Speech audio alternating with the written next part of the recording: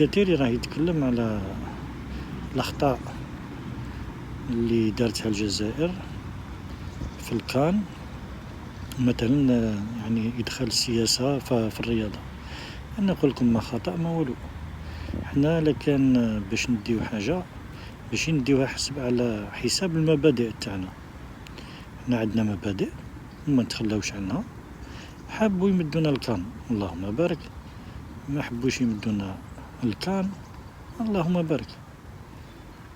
ماشي على جال المبادئ تاعنا نتخلاو على المبادئ تاعنا باش نديو الكان. سواء على الحادثة تاع